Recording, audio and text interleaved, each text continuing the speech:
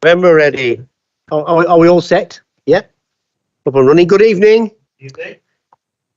Thank you for attending this meeting of the Governance Committee on Tuesday, the 26th of September 2023.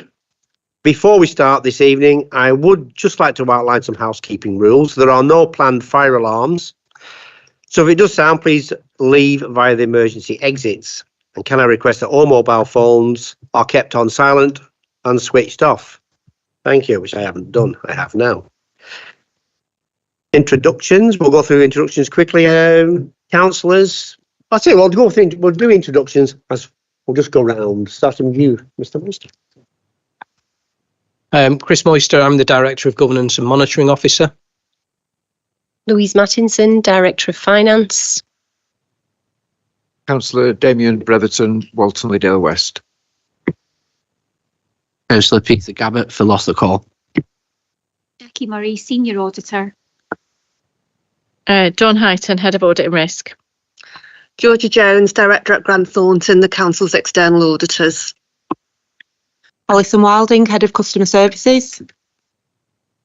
Councillor Margaret Smith, New Longton and Hutton East. Peter Pillinger, Councillor for Buckshire and Worden. Councillor Ange Turner for Broad Oak, Penwitham.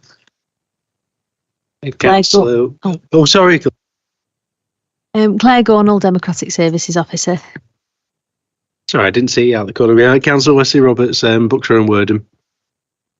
Thank you. And I'm Councillor Colin Sharples, member for Earnshire Bridge and chairman of this committee. Members of the committee are attending in person here at the Civic Centre. Other members of council may also dial in. I don't know if we've got anybody dialing in. The meeting to observe and or participate in the meeting. Please note this meeting is live streamed on YouTube. The web link for this can be found on the council's website. Members on Teams are asked to keep their microphone on mute and only unmute when they wish to speak. Could I remind members to unmute themselves once they're finished speaking to enable the meeting to proceed smoothly? Thank you for that. Have we got any apologies, Claire? None, Chair. Thank you. We're all here. Declarations of interest. Does anyone have any interests to declare? None. Okay. Hey, we're flying along. Item 3, or agenda item 3, minutes of the last meeting. I have the minutes of the last meeting in front of me for approval. Are there any points of action on the minutes, and can we propose the minutes for approval? Yeah, I think. We need a second, do we? Don't do we? No, that's reviewing the minutes. Okay, thank you.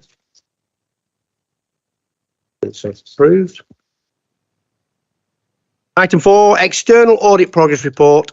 Members are advised that this item can be found starting on page 7 of the main agenda. Georgia Jones, welcome Georgia, from Grant Thornton to present this item. Thank you. Thank you, Chair. So this is just our regular progress update report that we bring to yourselves, just to let you know on the progress of our work on the financial statements and the value for money for 22-23. So the audits have commenced. We've received the financial statements and we've commenced the audit, and we're working closely with Louise and the finance team to make sure that's progressed efficiently, with the aim of reporting to yourselves on the findings of that audit towards the end of November. So I think there's a meeting in November, so that's when we're aiming to bring our audit findings report. Our value for money work is also ongoing. We'll be following up the recommendations we made last year and also looking again at the the arrangements the council has in place across the 3 areas, which is financial sustainability, governance and improving economy efficiency and effectiveness. And again, we plan to bring that report to the November meeting. So that was kind of a summary of page 10 of the agenda. Just on page 11, just confirms we've now certified the 21-22 housing benefit subsidy claim. That report went to the DWP in August. We continue to meet finance officers and officers of the council to progress kind of our knowledge of the council, to keep up to date with any emerging issues so that we can take account of that in our work. Just on the following page, on page 12 of the agenda, it sets out the audit deliverables. So the plan was brought to this committee in May. And as I've just said, the other reports are planned for November this year. And then the rest of the report is just it's just a kind of the final page is a link to our GT website where there's various sector update reports and reports that we've published about kind of the local government sector, which you can access if you choose to do so. So I'm happy to take any questions. Thank you, Georgia. And on that, do we have any questions for Georgia? Members of the committee? Yes, thank you. Good evening. It's on page 10. It's at the top of the page. It's the first paragraph. It's talking, we received your draft financial statement for the council August 23. We await an amended draft, including the consolidated group accounts. Will that include the South Ribble leisure accounts? Yes, exactly so. So because the leisure company has reached a certain, we look at the transactions and the level of those transactions when they reach a certain amount, which we call materiality. The council has to produce a single set of statements, which is the ones we've got, which is just the council, and then a consolidated set of statements, which includes the leisure company as well. And we will kind of audit that consolidated group statements as well.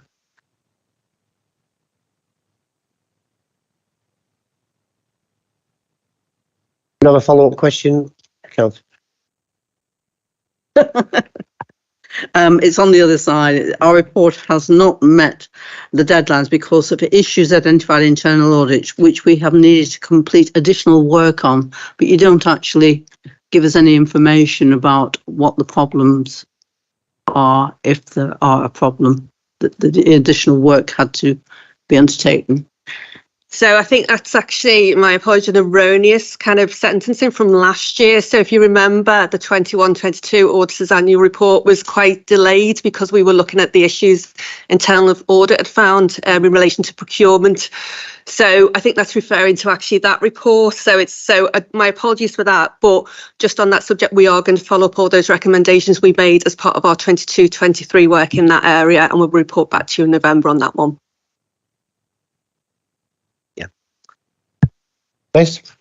Thanks, Georgia. I really enjoyed the report. Can I just ask a quick question about page 11, the work with DWP? It just talks about you needing to do some additional work, and I just wondered what are the kind of lessons learned there? Is it on our side, their side, a bit of both? I think, to be fair, there's some lessons learned on both sides for that one. So, I'll always kind of be quite open and transparent about that. So we've been liaising with Alison and her team to discuss that. So we've had kind of almost a post-mortem about it. And we'll have continuing meetings going forwards to make sure that's a smoother process next year. So I think there's some lessons learned for both sides, and we'll make sure that those are implemented going forward. Okay. Any other questions for Georgia? None? Any questions from members not on committee? Okay. That item is just for noting.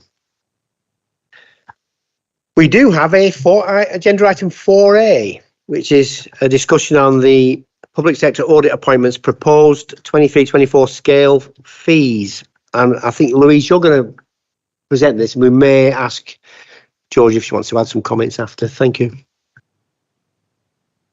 Thank you, Chair. So it's a late item because the information was only released to us at the end of last week. So PSAA, the Public Sector Audit Appointments Body, which undertakes a tender exercise for external audit across many local authorities. We had an option to opt in to their tender exercise, or indeed we could have gone it alone and done our own tender exercise. But given that there are very few firms that are capable of undertaking a local authority audit, we went along with PSAA. And to be honest, the majority of authorities across the country have done so. So they've been involved in undertaking the tender exercise. But one thing they've learned, this is the second tender exercise. It's a period of 5 years. And 2023-24 will be the first year of the second term. The first term, I think there was a widespread acknowledgement that the fees that were being charged and had been pitched by the bidders was was low, and that it proved to be quite difficult to deliver the complexity of the audits over the years, and that complexity has increased with more work required, particularly around pensions, around valuations, property, plant, equipment, etc. So the workload increased, but the fees were set for the whole 5 years. So that's why we've seen each year the fees that have come through, and they have had variations that have been added to them. What PSAA issued last week is a document. They've issued one to all of the authorities to advise them of the proposed charge for next financial year, so for the audit of the current year. And what we've seen is we have a current scale fee charge of about 40,000. There are elements that have been incorporated over the past few years that are expected on a recurring basis for very specific increases in work, as I say, around pensions, around changes in accounting standards on property, plant and equipment. And they built that into the total, which would ordinarily have provided a scale fee of about £56,000. But the proposal is that there is a further uplift by 151%, which would take the external audit fee up to £141,000. So that is that's that 150. It's nothing specific to South Ribble. That is what is happening across all of the local authorities, fire authorities, police, anybody who has been co-opted or opted into PSAA. It is for consultation at this moment in time, and the deadline for responses to the consultation is the 10th of October.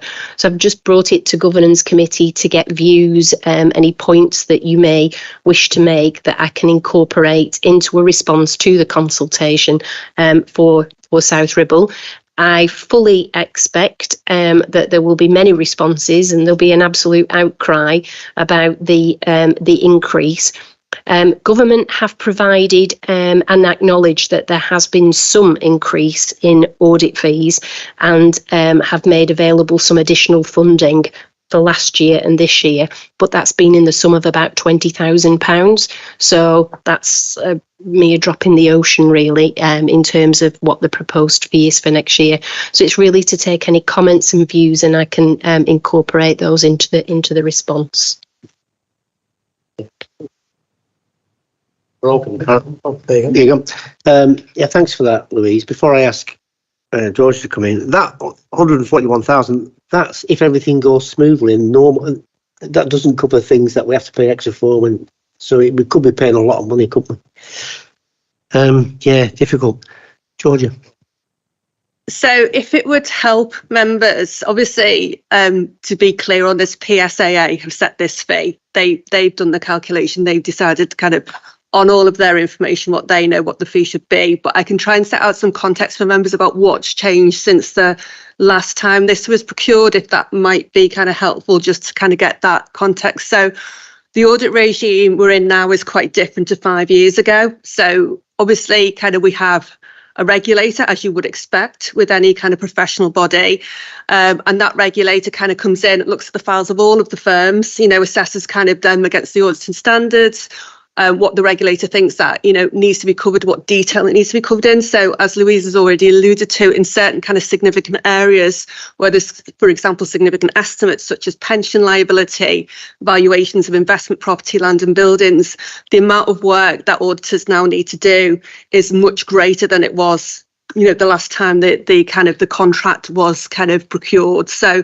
there's been a big increase. We've had some new auditing standards come in as well, and accounting standards. So you've got an accounting standard around leases, which increases kind of the disclosure and the work around that. You've got auditing standards around kind of IT and IT general control. So we're doing a lot more work than we used to do around kind of that area. And you've got kind of also around kind of fraud and management override control. So again, all of this kind of changes the work that we do and increases the work that we do. So that is obviously kind of going to be reflected in any kind of new contract, that kind of new regime.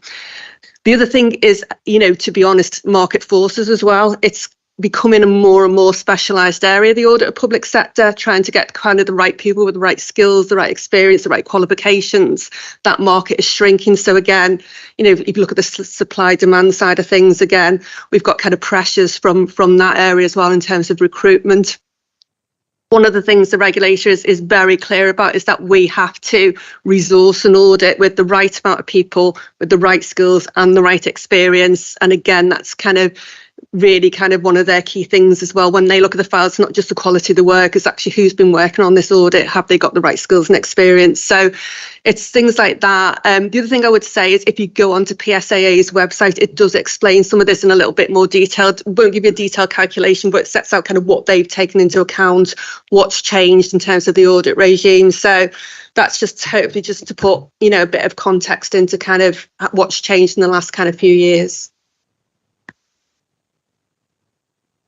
Thank you, Georgia. And I thought it was all down to you.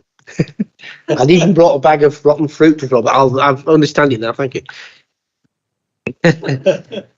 Right. Who wants to start? Anybody got any comments? Yeah. Thank you, Chair. Thanks to Louise and Georgia for the explanation. But I'll be honest here and say that this is obviously come to us now, and my opinion, my view, which might not be the view of my fellow committee members, is that despite your explanations, I feel that I am totally not in a position to make any comment whatsoever, and I'm going to have to rely on the professionals to make that decision for me, for us, or for me, because there's just not enough information. I hear there's obviously been an increase in scope, and as a result of external influences that have come about that didn't exist before. But I really don't understand enough about this, or I've had enough time to look at it, or even have a breakdown of the 84K to make any decision. And I'm going to leave it to the professionals, and that's my comments. Thank you. Thank you, Angela. Yeah, it's very honest approach. I think that probably applies to a lot of us. Has anybody else got anything else they want to add, or please do? I was just going to add something else as well. I mean, what I would say, and again, may not be any kind of comfort to yourselves, and obviously, you as Louise said, you can respond to the consultation and express your views. The thing is, obviously, I think it's 99% of the councils opt into the PSAA contract. So I guess what I would say is I've not been privy to the calculation, but they have an awful lot of information about audit fees, about kind of the work, what might need additional work, what gets charged for that additional work. So I guess what I would say is, they do have a wealth of information, and it's my supposition that they have likely used that to kind of assess the level of fees required. Yeah, thank you, Georgia. I've just had a note to say that Councillor Walton is online somewhere, but she's not showing up in the screen. We know you're there, Karen, and welcome. Thank you for joining us. I'm not sure where we go from. Has anybody else got anything they'd like to add, or I'm not sure how we help you take away something constructive?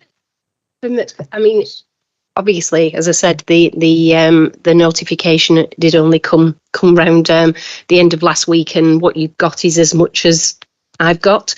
I mean, I think the main point, or my view on the response, has to be about in this really difficult economic climate in which costs are escalating and income streams are reducing, to be faced with a 151% uplift at this point in time is something that we and other public sector authorities can ill afford, and that we would be seeking additional support from government to assist with these costs. And I think that's probably to try and pick holes in the calculation that they've done, when PSAA has far more information. I've got the information on South Ribble, and obviously I have it on Chorley and vice versa, but they have it on hundreds of organisations, so I'm not equipped to know how they've done the calculation in detail. But I think that it's really from a cost and equity point of view at this particular point in time. That's as much really as I think we can. But we won't be the only ones. Everybody will be. There'll be an outcry against this. Thank you, Louise. Damien, did you want to say something? Yeah, thanks, Chair. Most of the queries I had have already been answered, but just for my own peace of mind, am I right in thinking that that is the fee that will have to be paid, or does that go out to contract and we have competitive tenders, or is that the fee? Just some explanation on that. Thank you. Yeah, that's the scale fee that that is set for the authority. So that will be what we are expected to pay. As Councillor Sharple said, if there was something that had been unexpected, there was an unexpected piece of work that needed to be done, then that would be in addition to that. But it is hoped that that amount would absolutely cover it. I look at George there. And that we would that we would hope. At the end of the consultation, they will consider the responses and then they publish them nationally. So you can see what every single authority is being paid. But generally speaking, a district of our size, our turnover, they're probably there or thereabouts, the same fees that are charged. Thank you. Anybody else? Yeah, Peter? Yeah, I'm just a bit more clarity. These are set by PSAA. Presumably, is there then a contracting between them and the firms for how this gets done? Could it be higher, for example, in terms of what is the negotiation for the actual work done, or is it set at this level? So it would be once the scale fees have been agreed, then that is the scale fee, and then that's charged every year. They've arrived at the scale fees after the discussions, the negotiations with the audit firms, and that's what we would pay. It's only if there was some additional work that came through, which would be treated as a contract variation, and that would be very specific to each council. So, for example, in ours, we pay an amount because of the consolidated accounts. There might be an identical authority to us that doesn't have subsidiaries and therefore wouldn't produce consolidated accounts, and therefore that fee wouldn't be applicable. Thank you. Okay, Damien, just one more. Yeah, please. Theory. How does the inflationary aspects come into it? For example, the hourly rate charged, has there been a percentage increase in the hourly rate, or is it mainly down to the amount of hours, or is there a breakdown? I think you'd have to kind of direct that to PSAA in terms, because that's a detailed calculation, and I'm not 100% sure whether they've gone into that much detail or whether they've looked at the scale fee as it was and then thought about what work will there be and what has there been charged in the past. So I don't know if they've gone down to that hourly rate detail, but it's potentially something you could kind of direct to them. Thank you. Is that it? Any more? I'm a bit unsure where we're going next now, Mr. Weister, because Thank you, Chair. is there any proposed feedback that we can propose and second? What do you think? I don't.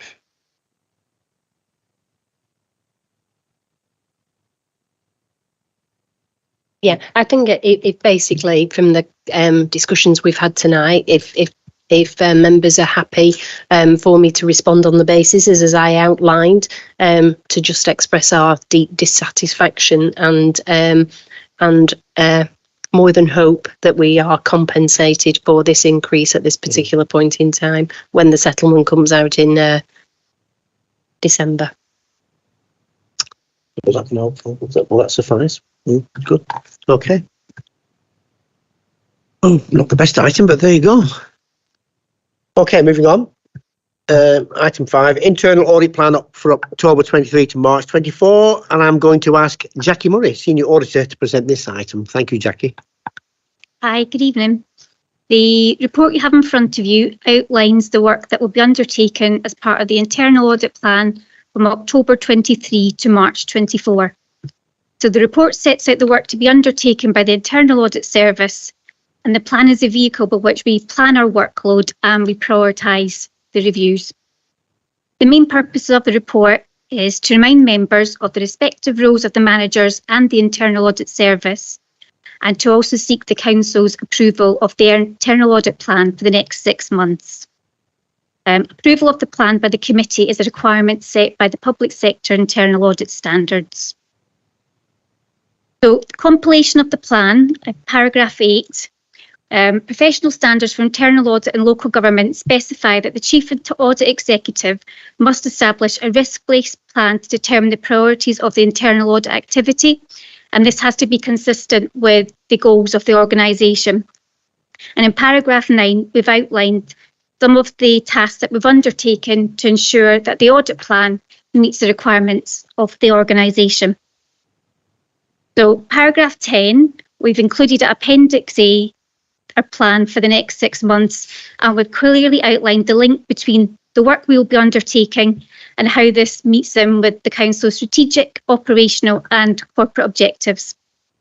The plan also details our involvement with the key projects that the Council's undertaken, and we assist through these projects with advice and guidance on risk management, internal controls and governance.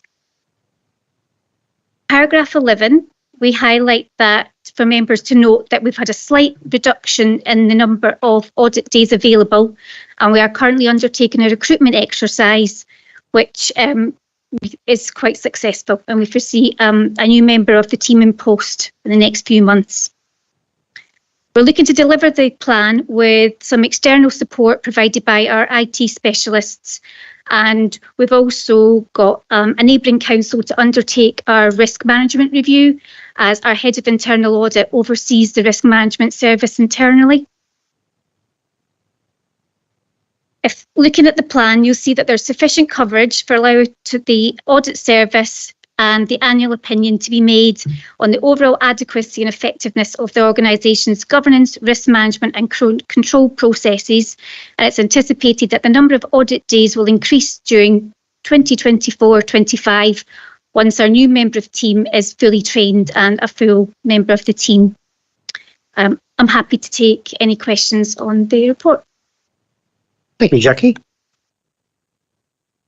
Does anybody have any questions on this report? Thank you for that presentation. I think about maybe 4 or 5 months ago, I think when we discussed the staffing levels, at that time, I think we were fully staffed. Since then, has a number of people left or something, that has obviously led to now we need to recruit? Yes, we've had one team member leave the organisation, and we're currently recruiting for a trainee auditor to replace that member of staff. And this is just a small thing. It's actually for Q4, but under communications and visitor economy, 15 days of audit for that seems quite a large chunk of the audit for the visitor economy.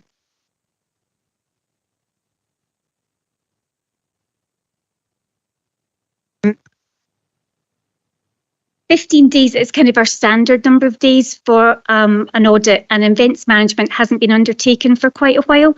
So it's the kind of number of days we'd like to dedicate to a new audit that's been added into the internal audit plan. It's an audit that we haven't undertaken for a number of years. So we'd be looking from a top to toe assessment on that review. Thank you for that. Any other questions for Jackie? None? Oh, we are doing very well. Right. Members are asked to approve the internal audit plan. So could I have a proposer and a seconder, please? Thank you, Pete. Seconder? Seconder. Thank you. And a show of hands will do. We are in agreement. I think that's unanimous. It is. Thank you. Okay. Item 6, internal audit progress report. This is can be found on page 21 of the main agenda, and I'm going to invite Dawn Heighton, Head of Audit and Risk, to present this item. Thank you, Dawn. Thank you, Chair. So the report you have in front of you today is a backward look. The plan is obviously the forward look, but this is a backward look at the work we've completed against the first internal audit plan from April to September, and it covers the work that we've completed up to the end of August. So you'll note quite a few changes in this report. The first one being that, as highlighted on paragraph 9, previously we've included full copies of audit reports where limited assurance has been given. But what we've decided to do in conjunction with the chair, in the interest of openness and transparency, is to include all audit reports. So the pack contains every audit report that we've finalised since April this year. You will note there is one report which was given limited assurance. Again, it's the sundry debtors, aged debts. And if I could just go into a little bit of detail on that particular report. That report was actually a very narrow scope. So we normally look at aged debtors from start to end as a whole process, from literally delivering the service through to invoicing, through to debt recovery, through reporting and management. This time we focus purely on debt recovery. If we had done the whole scope of of review, the chances are that if all the other aspects were working okay, it would have been given a different assurance rating. It's because the scope was so narrow. The other thing I would say, it is a system that, yes, has fallen down more recently, I would say. But when you look at the actions that are needed to bring the service back up and running and make it more operational, the controls are there. They've just not been working effectively. And the actions have a very short timescale for implementation, because it's not that the controls are not there. They're just not operational. So they just need turning back on again, really. But if you have any specific questions about the report, Alison Wilding, our Head of Customer Services, is actually in attendance tonight, and she can answer any detailed questions you have about that particular report. As Jackie has just alluded to, we have lost an auditor more over the recent months, and as a result, we've had to review the last 6-month plan that we're currently in. And we've looked at which reviews we're still able to complete and which ones we're not. And we've highlighted 2 there. We've asked the committee if we can defer these. Now, we did take a risk-based view on these in terms of could we gain assurance any other way, what our knowledge was of the systems, what we had, could we rely on other sources of assurance? And the 2 we've highlighted there are what we feel we can defer and pick these up again when we produce the plan, like in a further 6 months' time. At the last meeting in August, members asked for an update on the actions emanating from reports which were awarded with limited assurance. And we've summarised this at the top of page 24 in the table.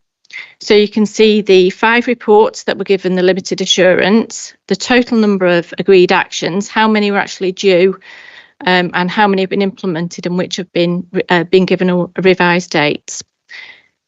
Overall, it's a positive picture. There are a number of actions which have taken slightly longer than we've initially anticipated. What I have to say, though, is every time we issue a limited assurance report, I work really, really closely with the head of service in those areas to make sure that the actions that we've recommended and that they've accepted are implemented in that time frame. Now, if they're not, as I say, we have to give those revised dates. They're with our agreement. They can't just say, oh, we're not doing that, we're going to do it again in another 6 months or something. It has to be with our agreement and with the knowledge that we have about the level of risk it poses to the authority. Now, part of my role is to ensure that if the council is facing risks which are of an unacceptable level, I have escalation processes, not least to this committee.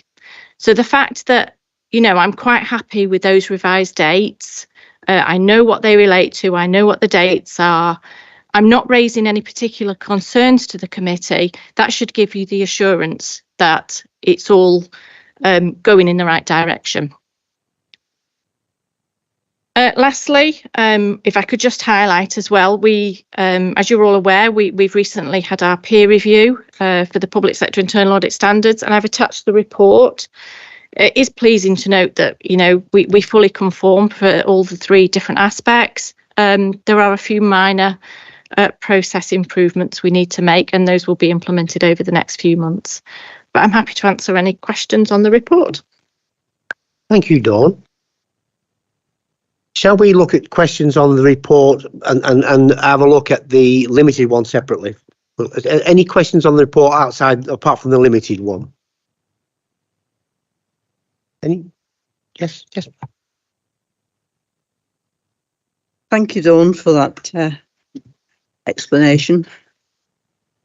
It's the table on page 24, and you've given us the reassurance that they can't just not do something, that there is a time scale to be implemented in that. But if I can, the waste management one particularly, there was a number of things in there that were very concerning. The delivery of the new cameras in the cabs, the overtime, a lot of those things were very, very concerning. What concerns me, I suppose, at the moment is that we've got 12 that are on track now. There's 2 not. It's the 2, I suppose, that are they ones that we should be still concerned about, because we have no information as to what they actually are that has not been complied with in the timescale. And I think it's the same with the open water one. That really, I have a very keen interest in that, because I'm waiting for them to do an audit of a particular area in our ward, which was supposed to be done at the beginning of August, and we're now at the end of September. And I'm wondering if that's a problem. When I asked the questions, they said there was something to do with some paperwork that was required to get moving. I think what it is, it's pleasing to see that things are moving. I think it's just that some of the detail that should we still be concerned about some of these that are not progressing quite as quickly as they should do. Sorry, before you come in, Dawn, I think what we need to be really careful, I think, with this, Margaret. I've got here specifics ? Are there any of these that could slip further? That would concern me. Are there, if there's any issues? But we can't do Dawn's job for it. Dawn is happy with the situation as it is. That she's confident that with the new dates and the ones that are still behind, that things are going okay. She's happy with where we are right now. I think I'm right in saying that, Anna Dawn. So I don't think we need to be looking at specifics. I know what you're going to say, but I mean, I'm guessing, yeah. But I really don't want to start deep diving it. Thank you for we've found that these limited reports. We've got the plan. We're working forward. Some things are not quite where we should be right now, but as long as Dawn, as she's doing a job and she's happy with where we are, I think we should just leave it at that and try and move on. That's my view. That's the tack I'm going to take. Just come back. To a degree, I agree with you. It's just that particularly the waste management one, there was very specific real concerns in there. And 1 or 2 of them, I would not like to think we have got to worry about. I know Dawn is doing an excellent job and will make sure that she's on the case all the time. But some of those were very concerning to us. If at this moment in time, Dawn will give, which she is doing, giving us the reassurance that they will be complied with, it's the timescales. Are they going to be complied with fairly quickly? Or are they going to keep just drifting back slightly? Because some of them were very concerning, you have to say, Mr. Chairman. Yes, thank you, Margaret. Yeah, I mean, are there any that, that time-wise is just going to drift too far, or? No, so when we issue the report, you are right. There were some very concerning issues raised, particularly in the waste management review in relation to health and safety. When we reflect that in how quickly those actions have to be implemented. Now, you know, I can sit here and say that of those 14, not all of them were, you know, straight away they had to be implemented, but there is a proportion of them that clearly had to be implemented within that timescale. So for the 2 that are still outstanding, I know that one will be implemented by the end of September and the other one is slightly later but only by a couple of weeks. So it's like I say, if I had concerns, I would raise it with this committee, and I have done in the past. I would bring it to your attention. I have escalation processes prior to coming to this committee, which hopefully would resolve it before I got here. But no, I think you can take the assurance that if there was anything of concern, and particularly from a health and safety point of view, because I also have that in my service as well, I would bring it to this committee. I'm quite okay with that. Yeah. Content with that. Thank you. Was it Barry Elder that did the review of open water? Yeah, and I remember sitting here, and there were a lot of issues, and I'm thinking it sounded like a suicide note in instalment. It was really, and that's where it's not going to happen overnight, and it's as long as Dawn's happy with where we're going now. It's going to happen overnight because we haven't got one before. The simple thing to me was that there was dangers in there because there was a lot of water that we didn't know we actually had control over, and that to me was a problem. Yeah, agreed on that. Thank you.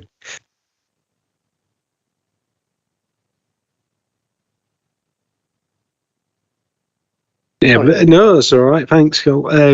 I just wanted to highlight on the review of the building control. I just really I like the report in general, but I liked how it already showed we're being quite proactive, already kind of outside of the scope of the review.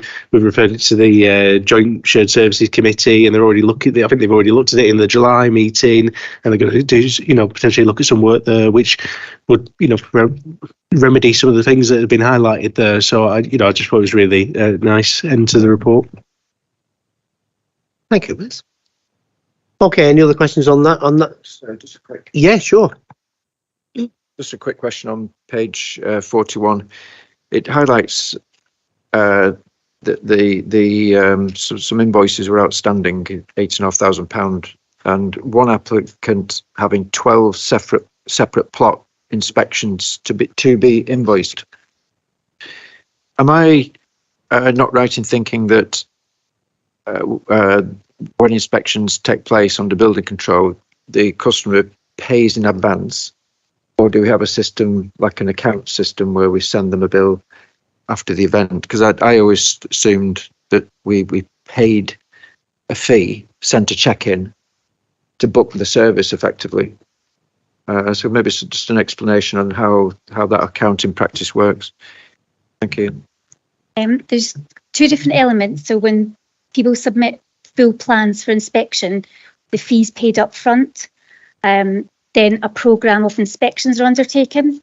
But when the first inspection is undertaken, then the invoice after the inspection has taken place.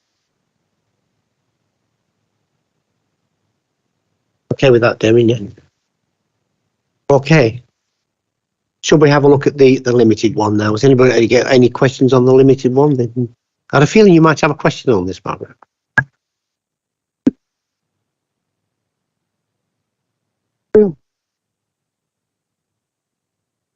Thank you. I think it's sad we're here again with the limited one, I have to say, first and foremost. I think we discussed this at the last meeting, and I think we all thought that was the end of it and we weren't going to have any more. So Mr. Moister confidently told me.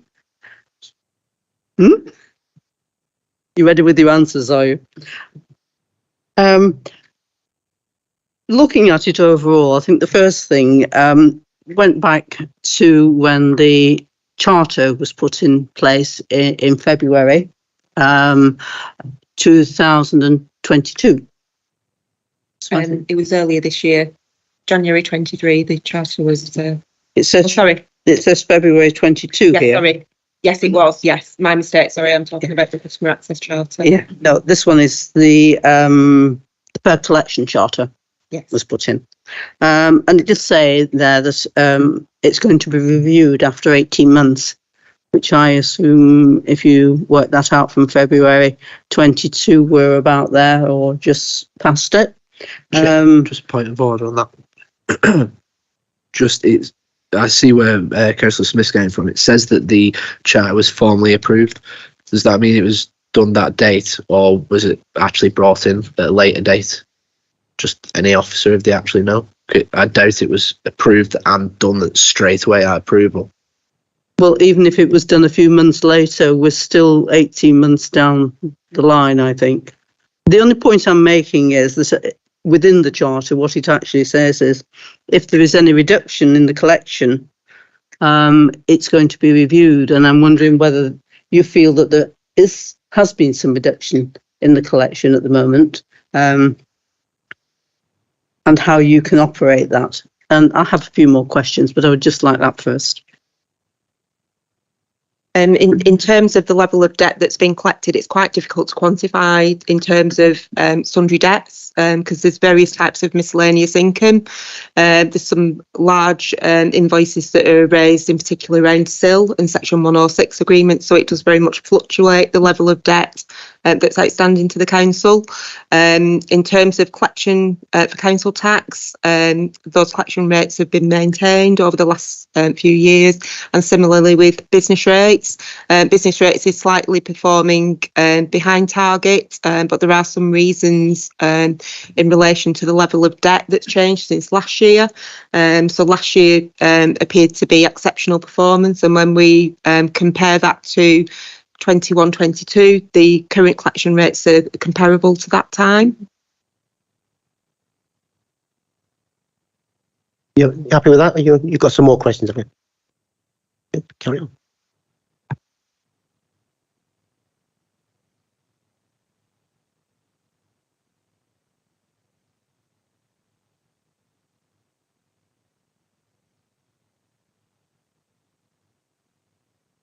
It's on page 37 and it's at the top of the page.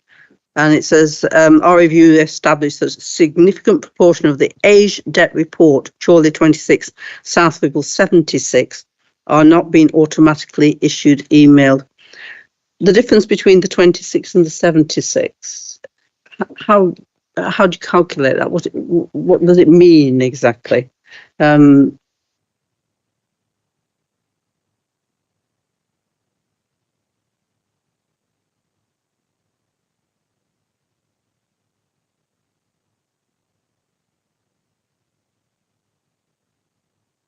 What should happen, and this has slipped due to a changeover of staff in different services, there's an email that's reported to each head of service to set out the debts that are outstanding within their service area. Now, unfortunately, due to a changeover of staff, the audit has highlighted that the relevant heads of service haven't been receiving reports that are for their service areas.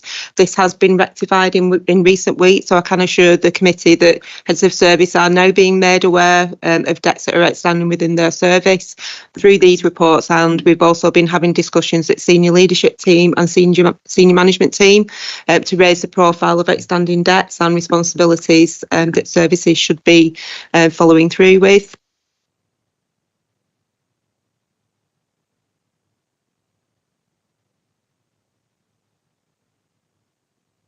There's some invoices are not being paid, and therefore it's a risk to the council and the service to the customer who is unable to pay. What customer is that is building up these debts? It's just the next paragraph down.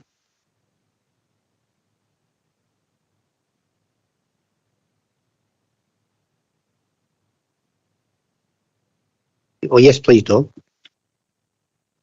It's just talking quite generically that if heads of service or service areas are not made aware of the debts that are already in existence within those areas, we continue to provide a service to a customer that may not be in a position to pay. It's very generic. It's a very generalised statement, that one. It's not referring to any specifics. It's just a risk that the council will face if debt isn't paid quickly and followed up quickly.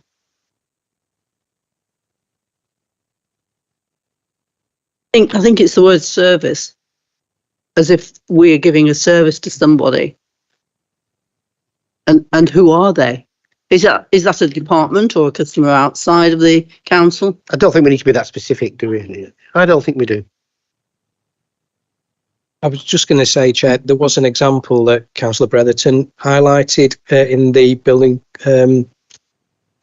control one, where we'd continue to visit sites up to 12, I think it suggested, and because we hadn't invoiced, we hadn't kept track of whether they were in a position to pay as per the customer, the Fair Collection Charter, where we're supposed to have an eye on people. If they've got to be honest with us, but we've got to be aware of their financial position and take the steps to offer support and assistance if it's needed, in order to enable them to manage their debts as well. So that's just an example that's in one of the reports where this is a situation that can arise. Now, Dawn's point is that it's a generic situation. So we offer a number of services as a council. There's pest control, there's waste collection services that can be offered. There's a number of different services around the council, which if we don't stay on top of people's debt situation, that can actually make the situation worse for them. But that's an explanation. That's what I was trying to get to. What is the service? And I understand now it's an outside service. It gives the impression sometimes that it's the service to a department.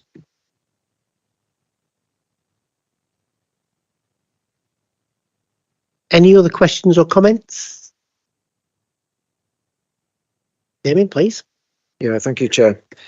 It's most of the queries have been answered. I was a bit confused on who was the customer. I assumed it was the council taxpayer, but then it goes on to say that we'll suspend the service, but we can't really not collect bins. But it's been explained now of who our customers are. Since the charter, we've not used, I'm assuming we've not used outside agencies or debt collectors like we used to in the past. And I'm just wondering if, as a consequence of that, the debts have gone up, and if the deterrent was there of a debt collection, a debt collector in place, maybe the debts wouldn't go up as much. I'm just wondering if we still need that deterrent potentially. Sorry, Chair, I think that's outside the scope of the this review. That'd be really looking at a policy decision on the council's approach to debt collection, rather than just a review of the sundry debtors situation. I think any increases here have largely been through simply a lack of chasing, rather than the policy decision to not use debt collection agencies in certain circumstances. Yes. Well, when I was running to be a council, I didn't think I'd enjoy audit as much as I do. Without wanting to make Georgia unhappy, I do prefer internal and external. But just bringing a few points out on Annex B. The report highlighted some kind of capacity limitations with the legal team, which were stalling some or holding up claiming on some of the the debts, and obviously that's not for the policy or the team that the review was about to deal with. But are we looking at that in a corporate way to see how we can alleviate that pressure and help kind of get that down a little bit? And then the second question was just it was about kind of Action 4. So it talks about kind of a central log of debt recovery, and that's the only way to keep an eye on this thing. But then the action kind of, the response doesn't quite correlate with that. So I know Alison talked a little bit about how you were meeting with kind of the relevant people on a basis. But is that going to be underpinned with a bit of a log? Maybe not with every debt that we're collecting, but there's a threshold of either a certain amount or a certain time that it's not been collected for, that it would then escalate to that. So we're tracking it. So yeah, I'll just leave them out there, and I can see Dawn pondering, so that's good. I was just going to come in first of all in the point on debts that we'd with the legal team. There is a recovery status within the sundry debt system at the moment, which is called with legal. One of the pieces of work that I'm going to be looking at is making more definitive recovery routes. The with legal stage at the moment, as it stands, it doesn't necessarily mean that the case is with legal for a decision. It might be with services to decide if the debt should be written off or if it is appropriate to go down a legal route to recover the funds. So it is a little bit misleading. Additionally, some of those cases are actually on repayment plans as well, or with a debt collection agency to recover the monies on our behalf. So it is a little bit ambiguous to say that those cases are with the legal team. And then separately, sorry, your second question, in terms of the level of debts and the action that we take, we will be having regular meetings with heads of service to actually go through all the debts that are outstanding with those individual services. There will be an item on the quarterly on the senior management team, so that directors are also aware of the debt position for those services. So that those are the types of actions that we're taking to raise profile in terms of collecting debts across the council. So just to be really so it kind of recommends putting in a log. And have we put a log in place? You know, say for example, Alison unfortunately got hit by a bus tomorrow, which I don't hope would happen. Would we have that business kind of continuity and institutional knowledge to pick up and go, right, these are our top 50 to look at? Yeah, we do have that mechanism in place already in terms of reports that are actively available and they're proactively shared with services. So yes, we would be able to pick up that position if something did happen to me. Yeah, thank you. Councillor Turner. Thank you, Chair. So just to kind of like reverse engineer this, do we have a status of the debt that the council owes its suppliers, if that exists at all? Again, it's outside the scope of this review because this is talking about the money that is owed to the council. But yes, we do keep a record of the money that the council owes to contractors. And we have performance targets about payment, which, well, we monitor on a monthly basis. Yeah.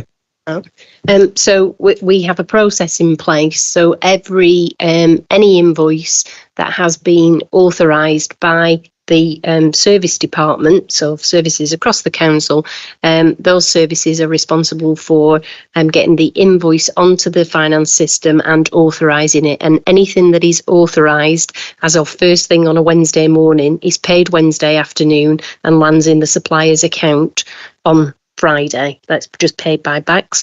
So as long as there is a constant churn and departments are following up and putting the invoices on the system and authorising them, then come Wednesday at 4 o'clock, all debts are clear, the new invoices that are coming through. So that's done week in, week out.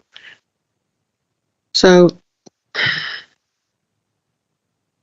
is there... Do we need to pursue this if it's not really relevant to... Well, it's not relevant, I suppose, because it's not on the agenda, but I am aware of suppliers who are awaiting payment from invoices from councils. Now, there's obviously issues and, it's not on this agenda. Should it be? Should we be looking at the South Ribble Borough Council's performance in paying the suppliers or not? I don't know.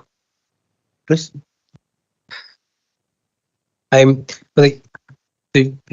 The audit plan for the next 6 months has been presented and has been approved.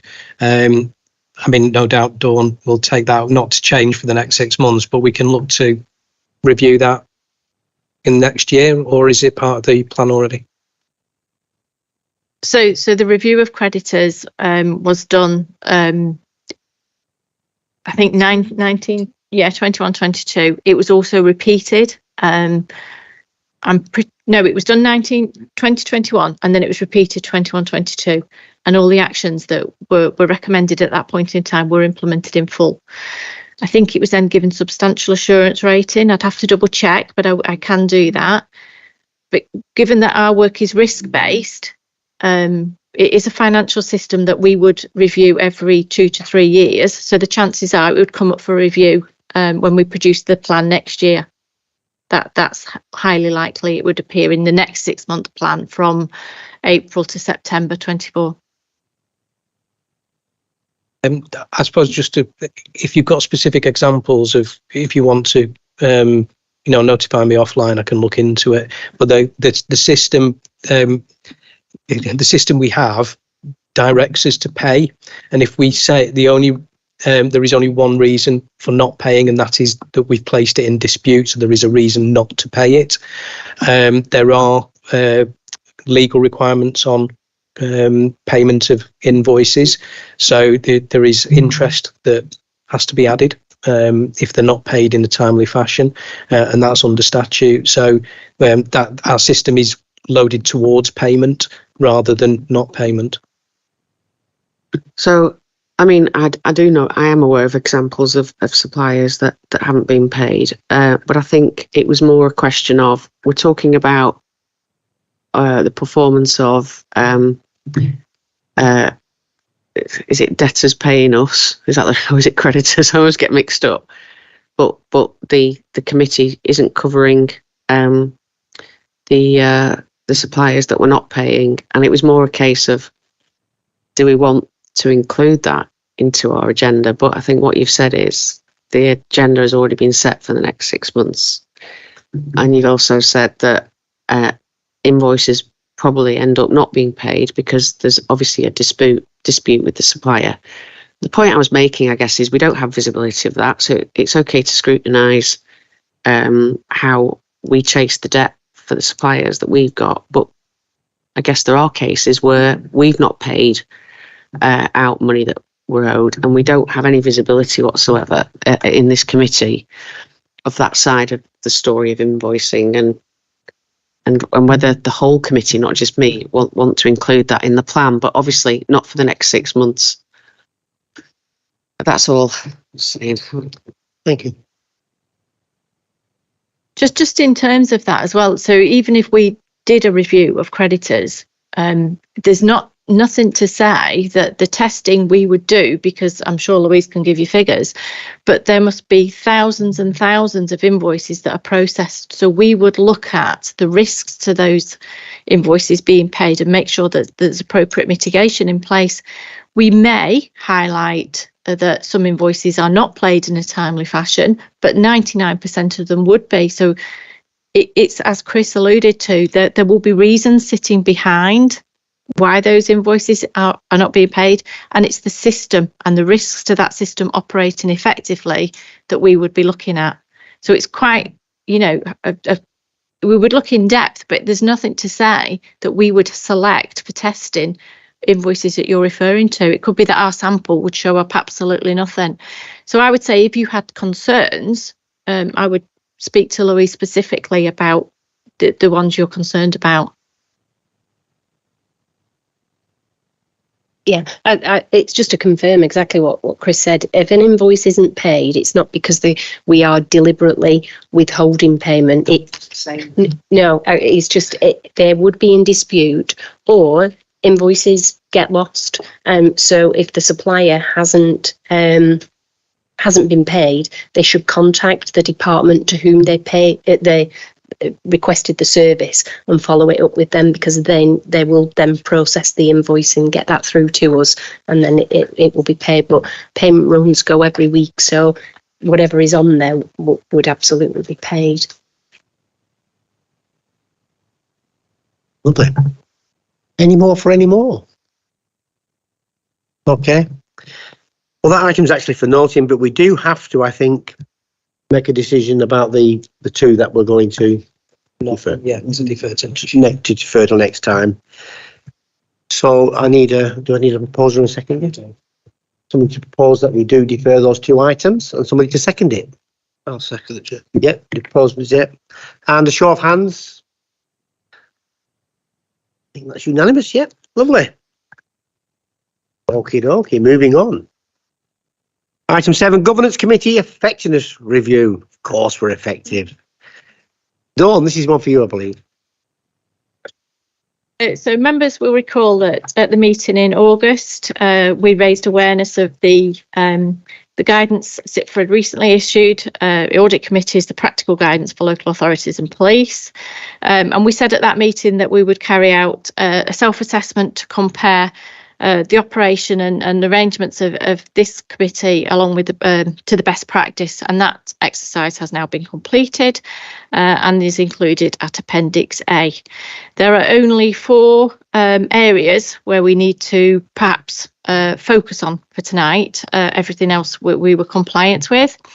So in terms of the terms of reference, there are just a few minor tweaks we need to make to the terms of reference. And what we're going to do is we're going to do that piece of work over the next few weeks and bring that back to the committee in November.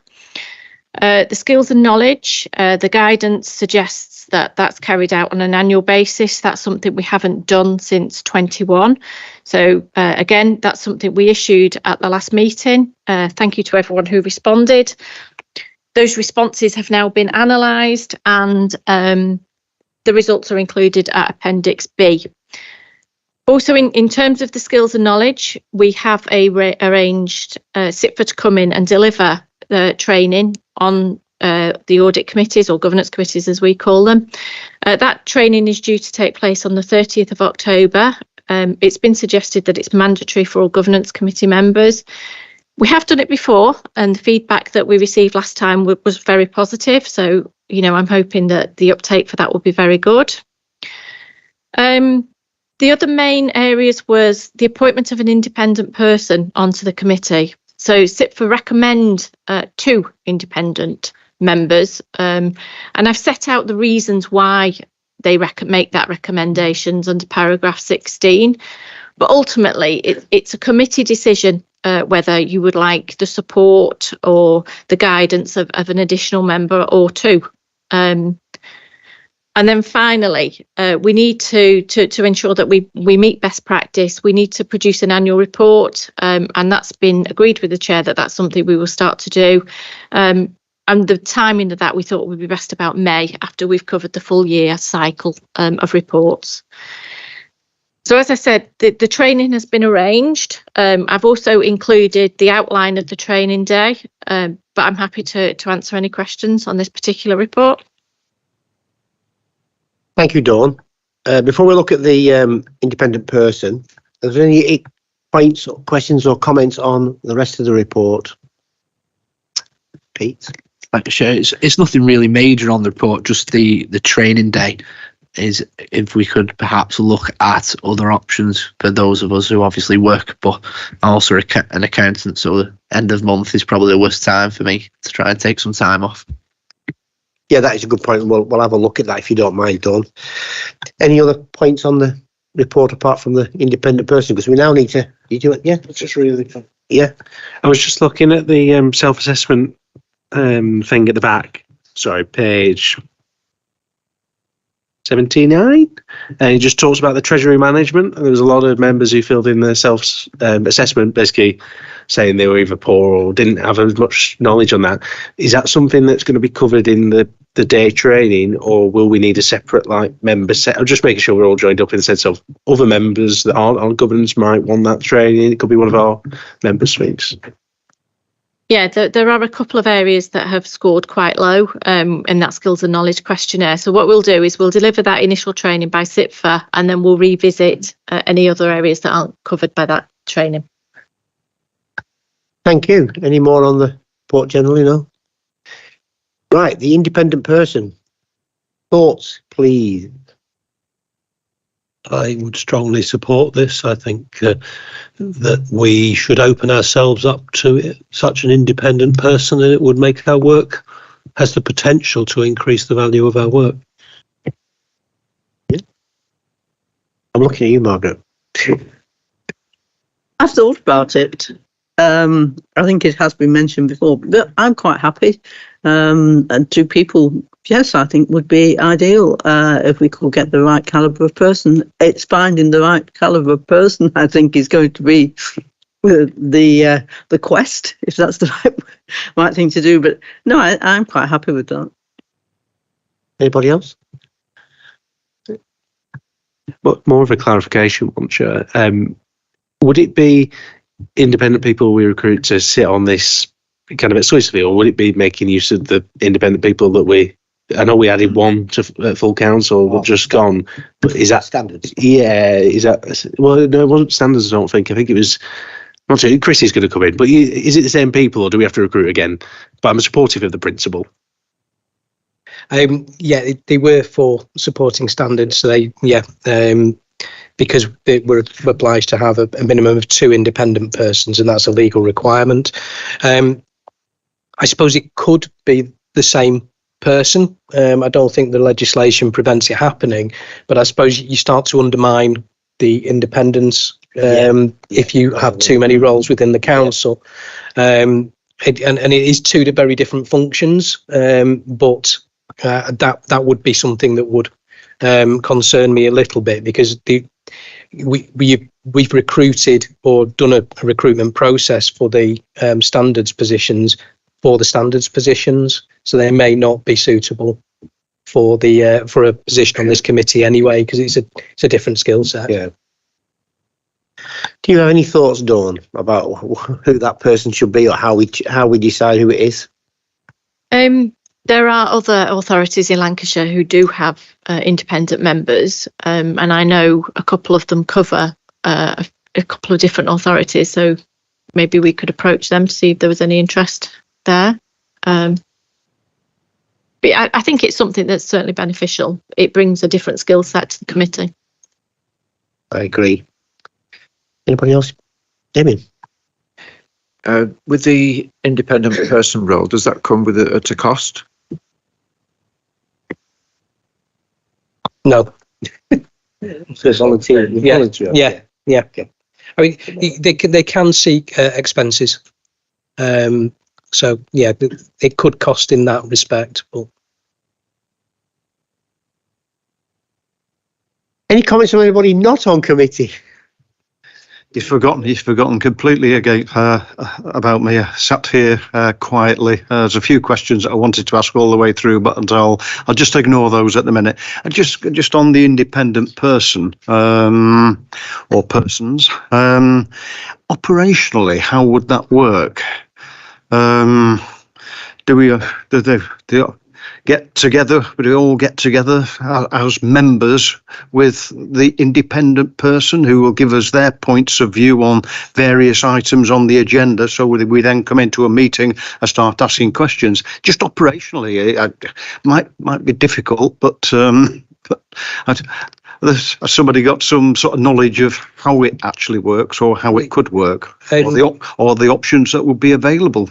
They are effectively a non-voting member of the committee, and it's as simple as that. They'd receive the same papers as you and have the same rights to speak. They just wouldn't have any voting rights.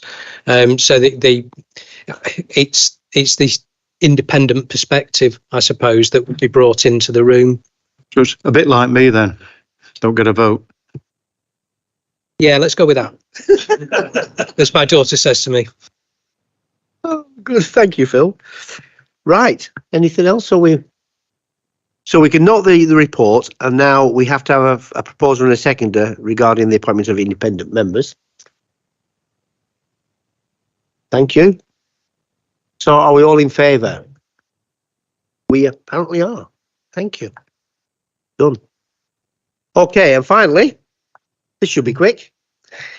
Number 8, the constitution, the planning. Well, the entire committee was on the task group, and after 3 or 4 meetings, I can't remember how many meetings. We had 3 or 4, didn't we? We got back and we came up with what we've got in front of us. So I don't think we need to worry about whether we're going to agree or not, because it was our work in the first place. Do we need any? I don't think we need any discussion, do we? Yeah, go on. It's about allowing members to speak on the planning committee. This is subject to the proviso the material planning considerations are being raised, which that is fine. This is also subject to the discretion of the chair of the planning committee. I think that's what we agreed. Well, I think we did. I think it's just the way it's worded. I'm just worried about the ward councillor, because there has been occasions over the last 12 months where a ward councillor was refused permission to speak by the chairman. And maybe we should write in that the ward councillor has an automatic right to speak. Are we able to change this now? I mean, I think the wording is there to address it, because I did discuss this with Dave Whelan this afternoon, because obviously he supported the last few meetings of the working group. I think the wording that was agreed at the one in July was to specifically address that point, because it does start off by saying there is a right for the ward councillor to speak, which I think addresses the issue that you raised. That so is it trying to find where? What number was it? It's paragraph 14. 14. Oh yeah. Yeah. Right. She wants his.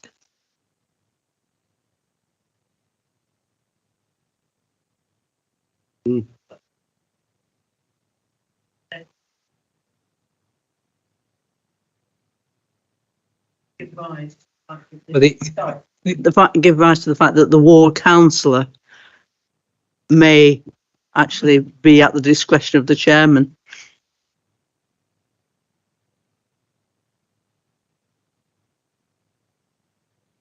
If I remember correctly, it was completely separate to the ward councillor discussion. The ward councillors already have rules set on how they can speak on a planning application, so that they can register. This was because, I think if you remember correctly, there was discussion of any councillor speaking on a planning application that was affecting them of a neighbouring ward. And I think it was yourself, Councillor Smith, who mentioned that I think historically it had been any councillor on the council could speak about planning matters, and that's something that had changed at some point. And I think it went across the group and no one had any real issues. I think it was Dave who mentioned it would be in line with other issues like members of the public and things like that. It would have to go through the discretion of the chair. But ward councillors had their own set rules, because as far as I'm aware, Chris can correct me if I'm wrong, if you're a ward councillor and you register yourself to speak, the chair can't just decide that you're not allowed to speak, because the ward councillor is a registered if that is in the constitution, that the ward councillor has the automatic right to speak because they're representing their residents, that's fine. If it's a separate thing, and I'm happy with this then, to be a standalone.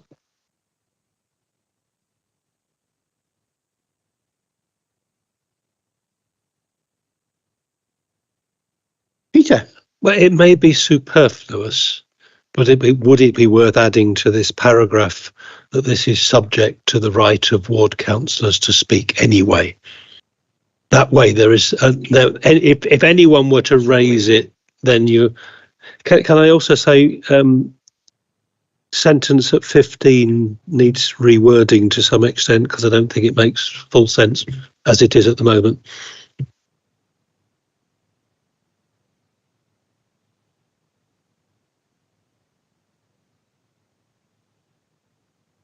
Are we happy with that then, are we? Yeah, I think. Sorry, Chair. Again, given Councillor Gabbett's observations about the differential between the ward councillor and the members being allowed to speak, I think you can move this, because ward councillors do already have. Yeah, they do have the existing right. Yeah. I would just, as an observation, say it's very difficult to take away the discretion of a chair. So I mean, whilst I can see what you're saying about it can be potentially abused, it's there anyway. In the constitution, the chair has pretty, either the mayor or the chair of any meeting has pretty wide discretion to run the meeting as they see fit. But if it is being abused, then that obviously can lead to a separate way to tackle that.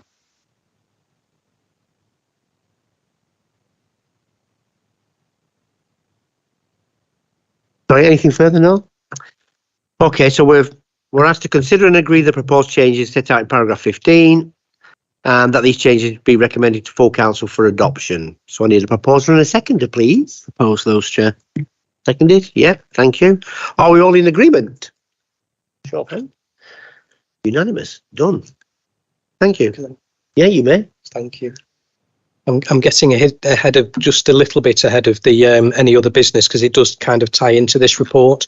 It was raised at council last week if the member officer protocol can be reviewed.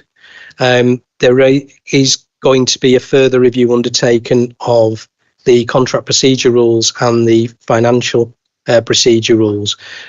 So I would suggest that all three matters are tackled at the same time.